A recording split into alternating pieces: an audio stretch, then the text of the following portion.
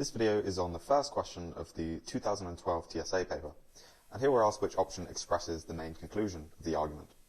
And this is the passage that we're given.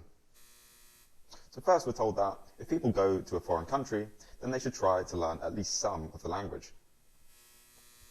And this is because, says the author, while it's difficult to be good at a foreign language in a short period of time, it helps you find out about the country itself, for example, about the people. Moreover, it means that you can function more easily. For example, you can order meals in restaurants without flailing your arms in the air. Now, in this type of question, we want to look for a solution or a reaction. Our answer, we should expect, is going to be one of these things. Can you see a solution or a reaction? Well, it seems that the first part of the first sentence contains a solution. And we can tell that this is a solution because solutions are normally should claims.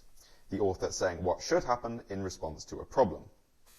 Here, the author is saying that people should try to learn at least some of the language if they go to a foreign country. So we're going to take a look at the options now, and we want something that matches this solution.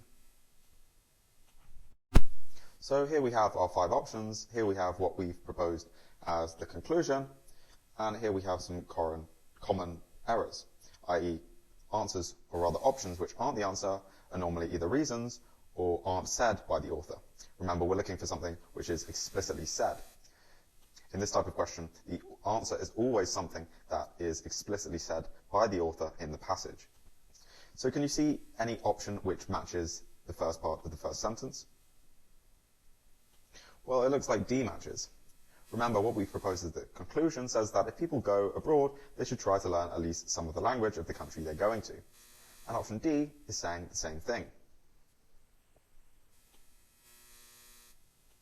But let's quickly dismiss the other options. Option A says it's easier to function in a country if you've learned the language.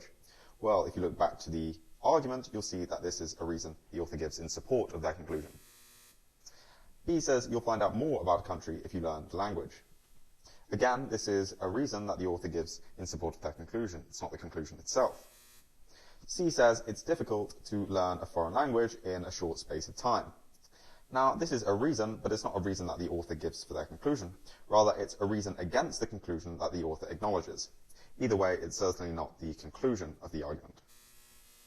Now, taking a look at options D and D.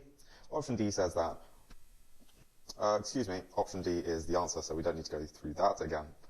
Option E says that speaking a foreign language is easier than having to use sign language. Well, this doesn't seem relevant. We're not sure if this author of the argument actually thinks this, and even if they do, it's not explicitly said by them. And remember, we're looking for something that's explicitly said, which option D is. And not only is option D explicitly said, but it's explicitly said as the solution. So option D is the correct option.